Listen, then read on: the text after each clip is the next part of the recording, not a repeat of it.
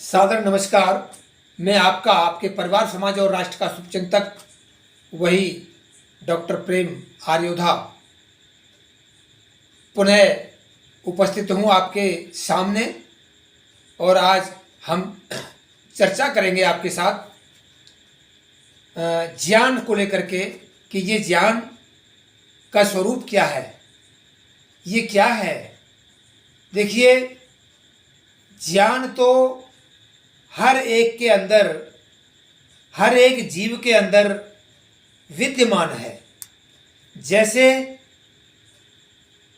जैसे कि हर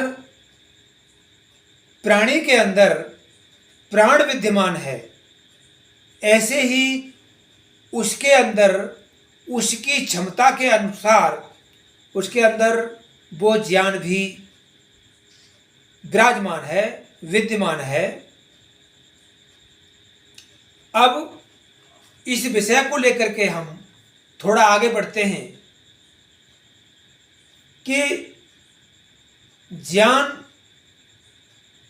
एक इतना बड़ा भंडार है, इतना बड़ा सागर है कि जिसकी गहराई को, जिसकी तह को हम नहीं नाप सकते।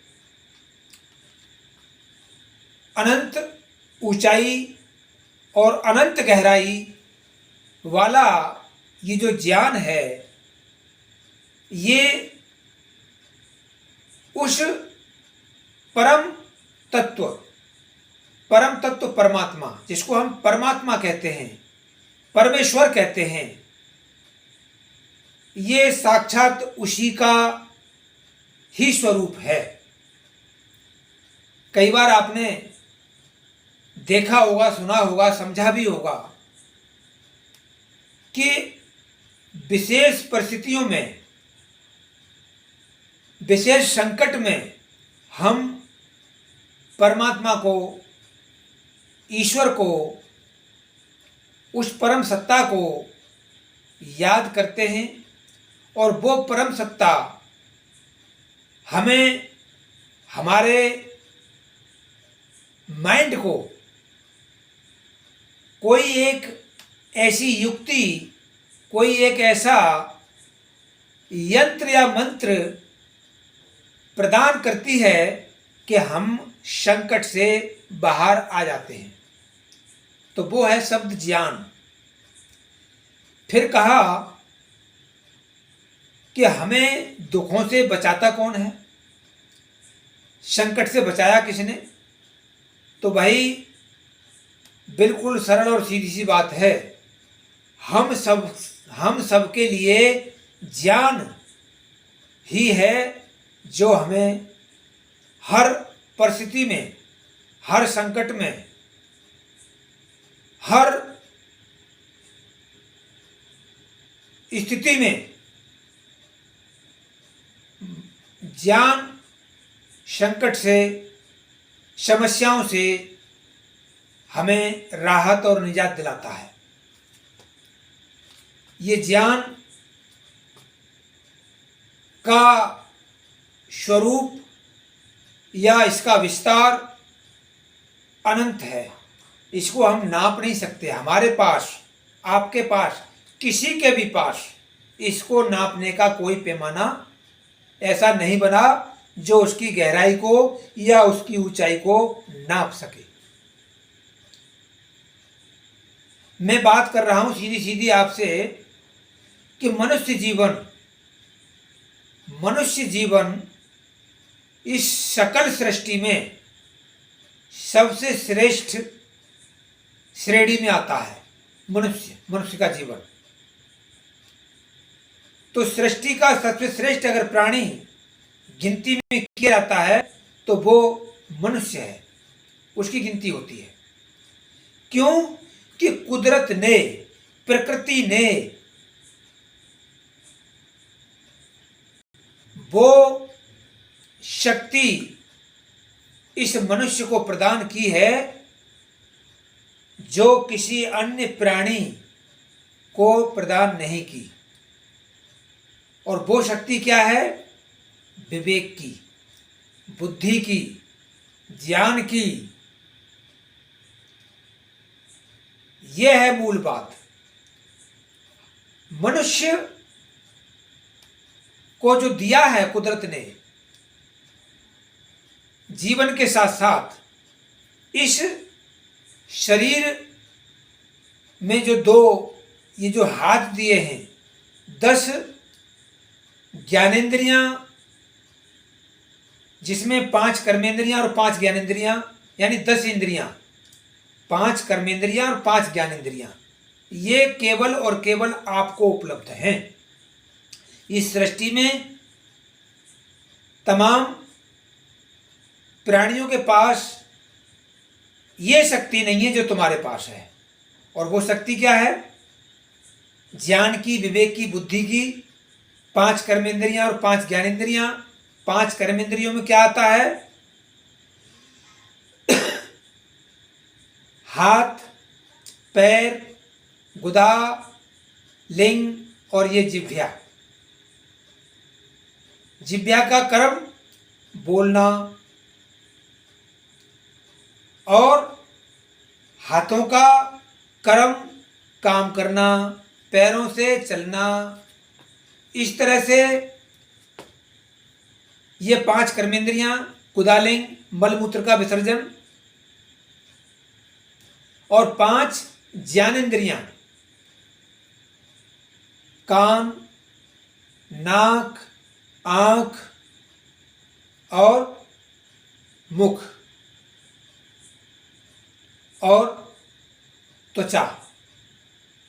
ये 5 ज्ञानेंद्रियां जो हमें आभास कराती हैं, जैसे आँखों का बताना दृश्य, ये देखती हैं, रंग बताती हैं। कान शब्द देता है कि भाई शब्द कहाँ से आ रहा है, ये सुनने का काम करते हैं। नाक उसकी गंध बता देती है। जिह्वा उसका स्वाद बता देती है। और ये जो त्वचा है, ये स्पर्श बता देती है कि हवा किधर से किधर लग रही है, अनुभव हो रहा है, धूप फील कर रही है, तो ये त्वचा का काम है। तो 5 कर्मेंद्रियां और 5 ज्ञानेंद्रियां, ये इनसे सुसज्जित हम और आप तमाम जीवन, जन्म से मृत्यु पर्यंत इनके माध्यम से अनुभव करते रहते हैं, आगे बढ़ते रहते हैं, और शुरुआत से लेकर अंत तक की यात्रा इनके साथ साथ हमारी पूरी होती है। तो कहने का तात्पर्य मेरा आपसे, स्वयं से, सबसे एक ही है, जो आप हो। जो आप हो वही मैं हूँ, और जो वो हैं वही आप हो, और जो वो हैं वही मैं हूँ। कोई फर्क, कोई भेद नहीं है। प्रकृति ने सबको समान ये इंद्रियां प्रदान की हैं। सब कुछ एक समान प्रदान किया हुआ है। अब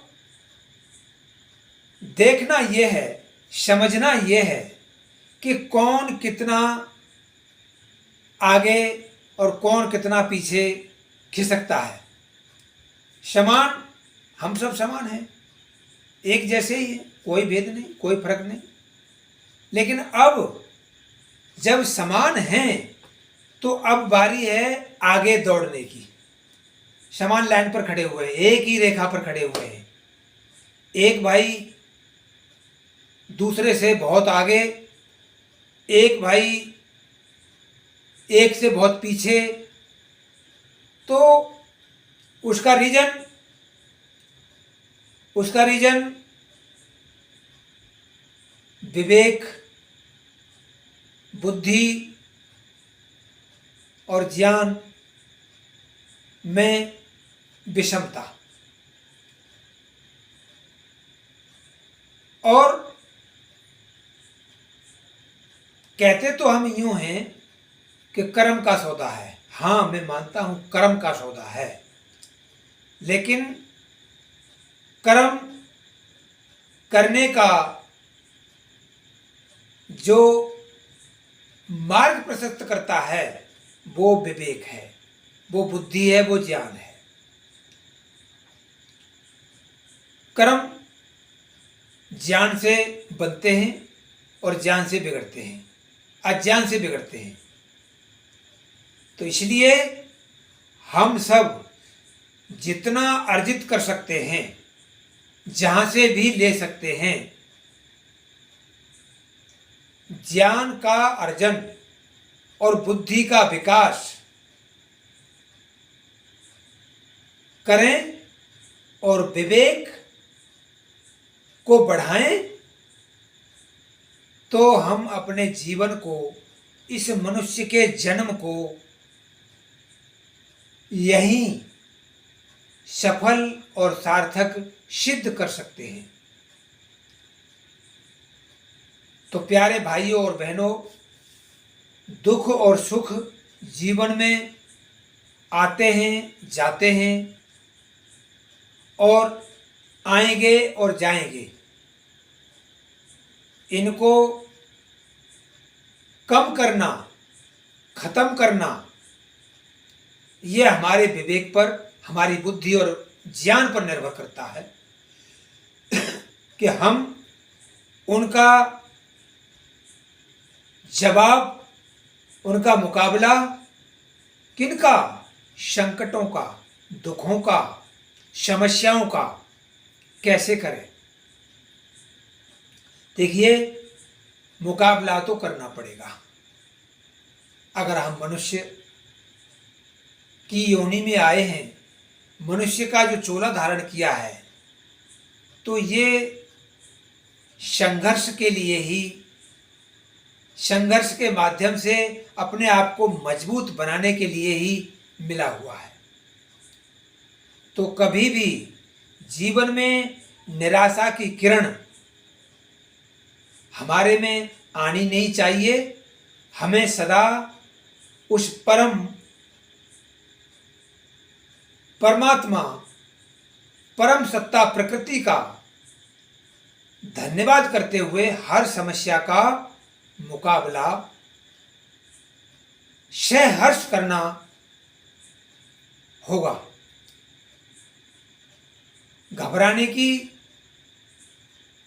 जरूरत नहीं। क्यों? क्योंकि 2-4 पंक्तियां मैंने जो चुनी सुनी वो ये थी कि अगर ये देह है, अगर ये देह है तो देखो दर्द भी होगा और आजीवन आजीवन संघर्ष भी होगा। घबराने की बात नहीं। क्यों? क्योंकि सदा रहेगी रात नहीं, हर रात के बाद प्रभात भी होगा, हर रात के बाद प्रभात भी होगा। तो इन्हीं शब्दों के साथ आप सभी भाई और बहनों का सादर नमस्कार और सादर आभार और धन्यवाद। जय हिंद, जय भारत।